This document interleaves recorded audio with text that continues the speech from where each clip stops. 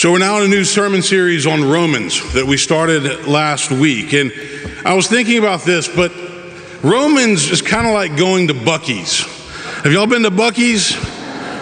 Buc-ee's is like Super Walmart meets Exxon meets, I don't know what else. There's so many things at Buc-ee's. I went there this summer while doing camp pickup and drop off. But the reason I say that is this. You go into Buc-ee's and there's like so many things, right? You study Paul's letter to the Romans and there's so much that you can look for and dive into. And so we're not going to be able to hit everything on Sundays, but I'm encouraging you to read it and study it on your own. But I shared with you last Sunday that the theme of Romans is found in chapter 1 when Paul says, "For I am not ashamed of the gospel, for it is the power of God for salvation to everyone who has faith, to the Jew first, and also to the Greek. For in it the righteousness of God is revealed through faith for faith. For as it is written, the one who is righteous will live by faith." So Paul's basic theology is that we are justified by grace through faith, meaning God reconciled himself with the world through the person of Jesus Christ and what he did on the cross. And we accept that gift of grace through faith. That's the general theology and theme of Romans. And last week I talked about how all of us have to wrestle with the complicated nature of what it means to be a human being, right? Yes, we are broken and sinful and we mess up, but we also have the capacity to do a lot of good, to love and to serve and to support and to bless other people's lives. So it's not just one or the other. I said last week, we always live in that tension. I talked about the two wolves that are always battling it out, the good wolf and the bad wolf, and we have that going on in our own hearts all the time. And the wolf that wins is the one that we feed. So we have to remember, we have good and bad within us, but we can't save ourselves, which is why we need Christ. Why we need Jesus to teach us how to live, to teach us how to love, to teach us how to serve. Most of you are aware that our governor, Bill Lee, has called the legislature back to Nashville this week for a special session that's focused on public safety. Regardless of what you think about this particular topic, I would like to ask that you join me and others in praying for our state leaders this week. Because since the Covenant tragedy that impacted our community and all of our lives, there's been a lot of emotions and a lot of different feelings about this topic of public safety. And yes, it can get political.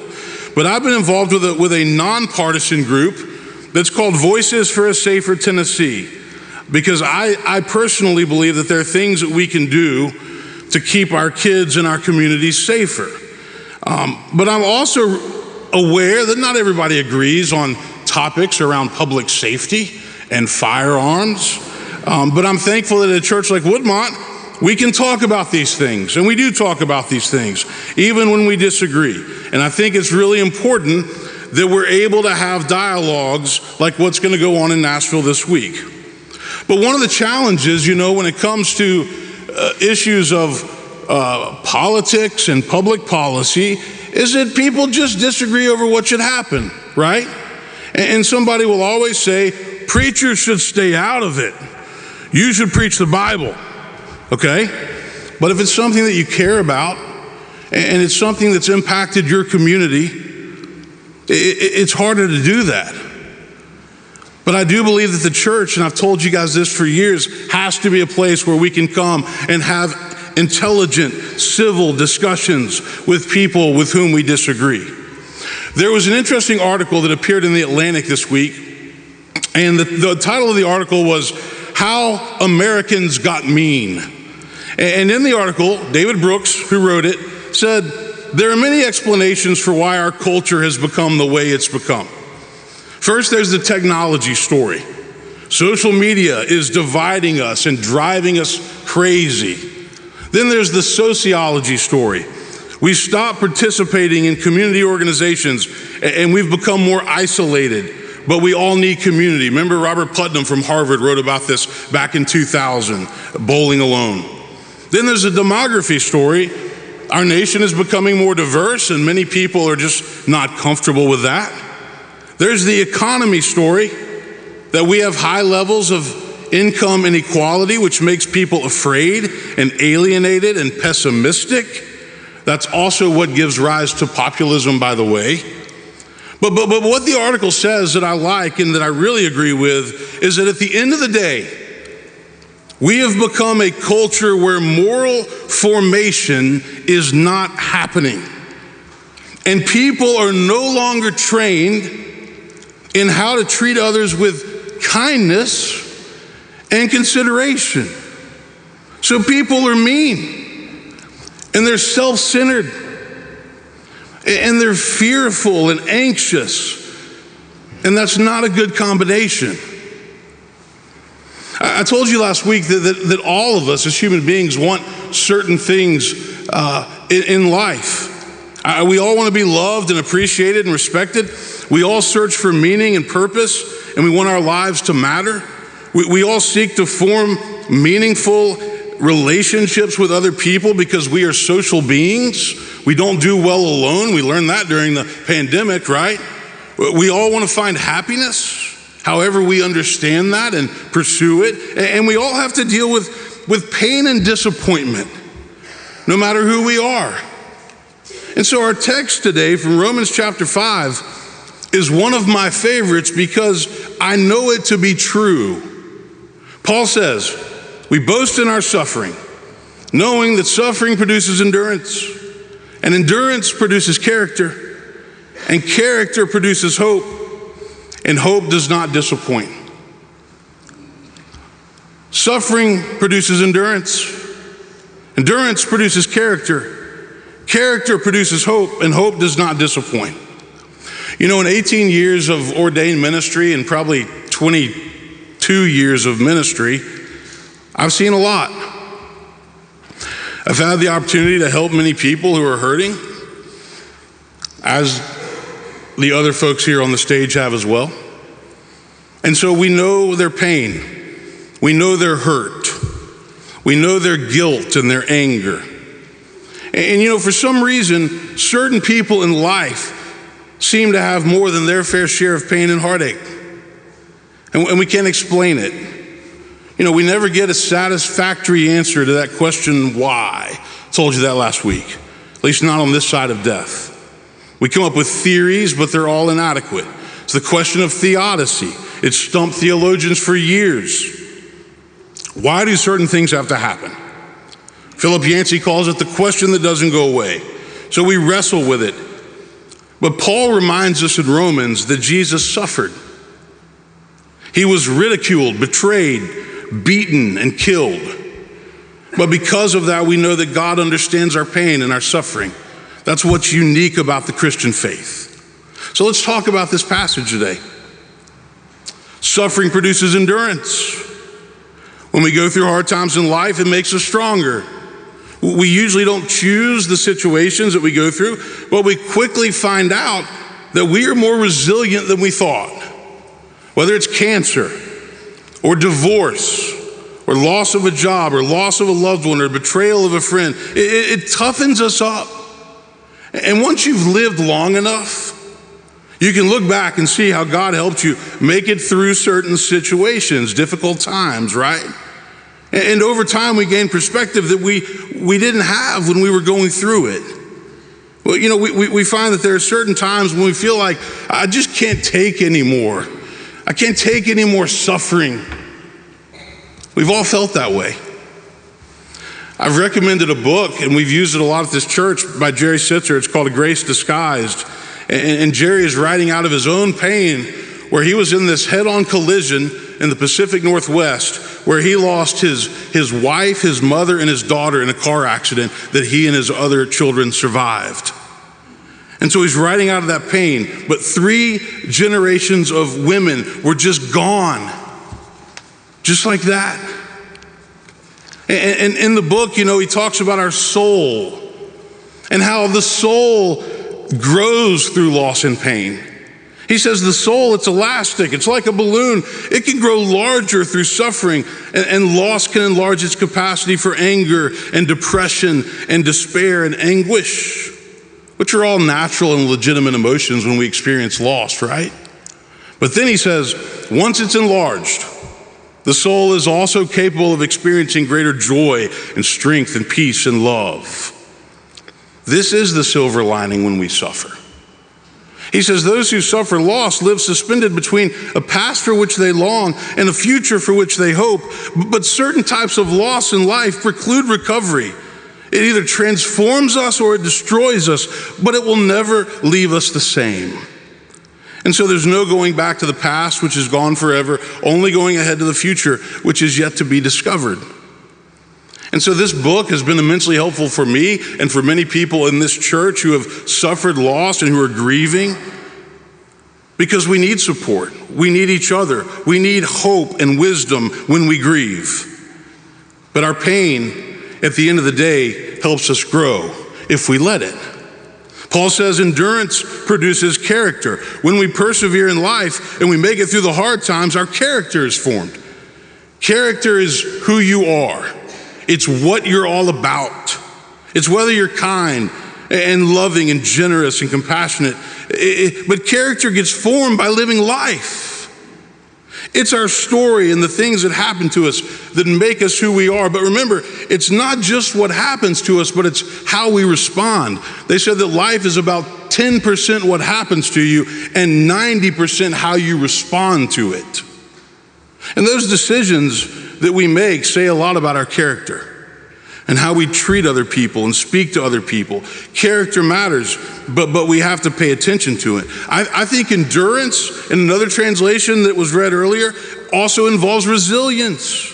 And somebody once said that resilient people have three defining characteristics. First, they accept the harsh realities that they're facing in life. And second, they're able to find meaning in terrible times. And third, they have an uncanny ability to improvise and make do with whatever is at hand. They're survivors. They keep pushing forward. Paul says character produces hope. When we make it through the hard times and our character is formed, we realize that we can do it again. And that gives us hope. In other words, once we've made it through the hard times, we realize that we can go on and we can help other people do the same thing. And that's what we see in the church. I lost my mother to suicide, but guess what? I've been able to help many families at Woodmont and in this town who've gone through the same thing. If you've battled depression in your life, guess what? You can go help other people that are battling depression. If you've been through a divorce, guess what? You can be a part of the divorce care ministry and help people that have been going through a divorce. If you've had a drinking problem, guess what? You can help others who have an addiction or a drinking problem. If you've lived through tragedy, guess what? You can help other people make it through tragedy. This is how we spread hope to others. We let them know that they're going to be okay and they're going to get through whatever it is that they're dealing with. And finally, Paul says, hope does not disappoint. I believe that hope and faith are closely related. And we have to hold on to hope, because if we don't, then life is just too hard. But we also have to spread that hope to others. And when you see somebody who's been through a really hard time and they are still out there spreading hope to others, that's powerful. That's inspirational. That's transformative. We give hope to one another. We don't go through life alone, right? In the church, you see people that have been through hard times and then they've continued to go and spread hope to other people. And I got somebody this morning that's going to close my message out, because this is exactly what she's done. She's been pushing forward in probably what is the most difficult circumstance that you can imagine. And so she's going to come and share a few words based on this Romans text, and she's going to close out my message because her story is powerful. So would you join me in welcoming my friend Katie Dickhouse is going to come and share some words.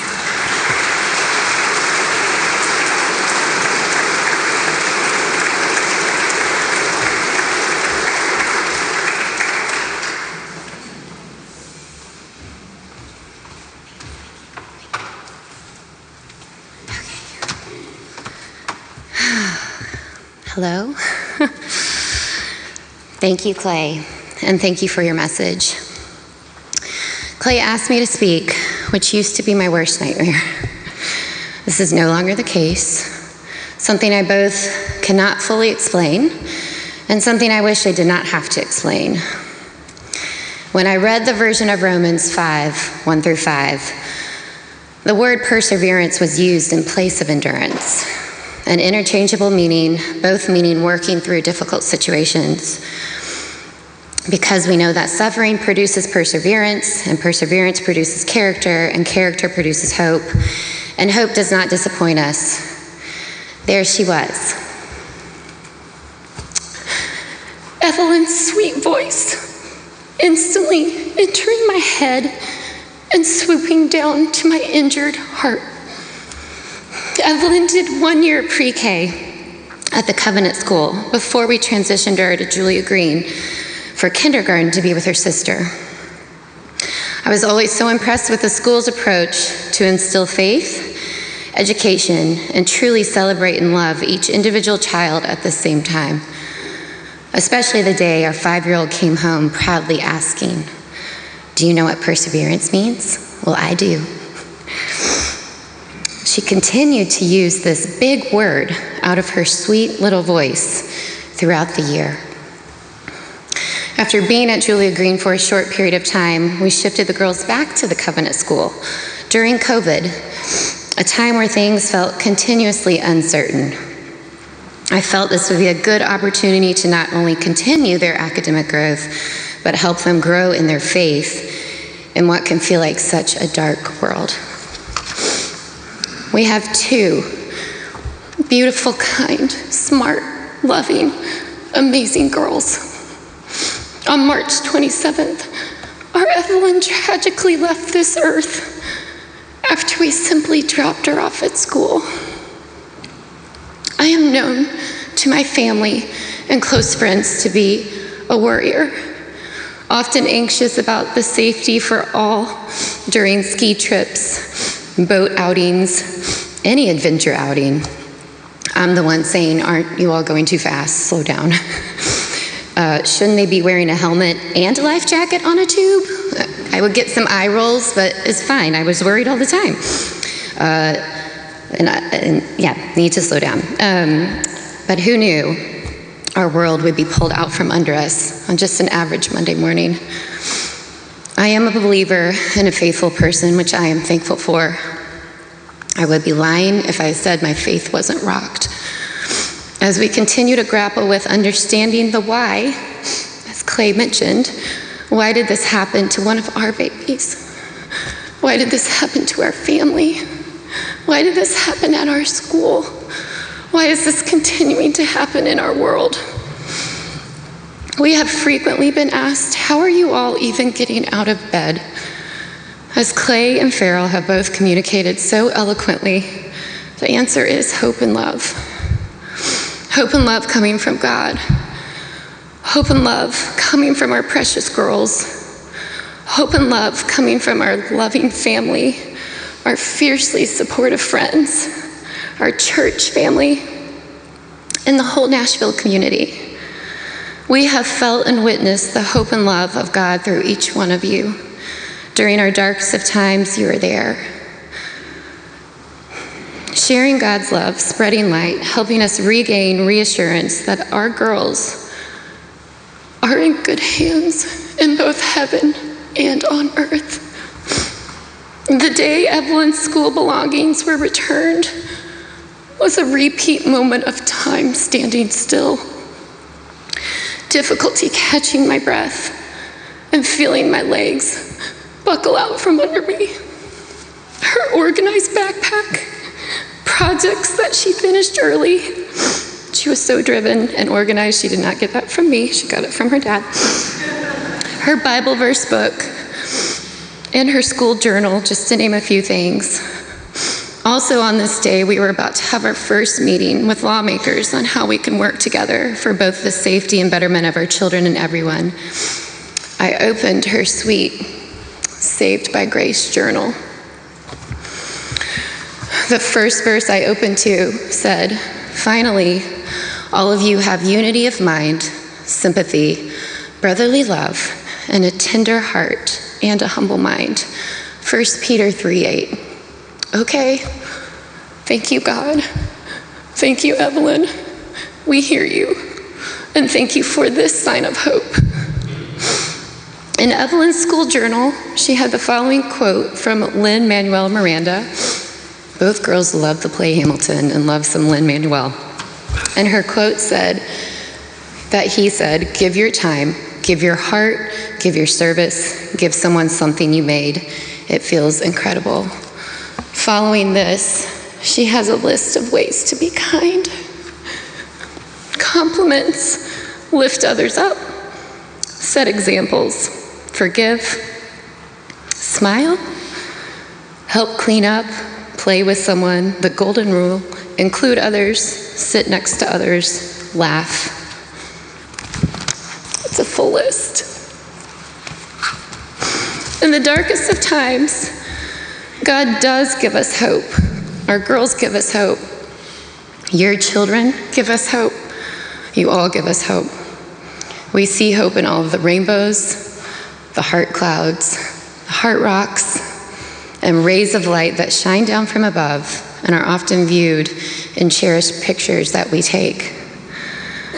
As we continue to move forward in our healing process, we continue to promote working together for the better of our children, this state, and this nation. We pray that God continues to provide us with endurance, hope, and spreading his love to others. For these we are grateful. We are grateful to each one of you. Thank you, and we love you.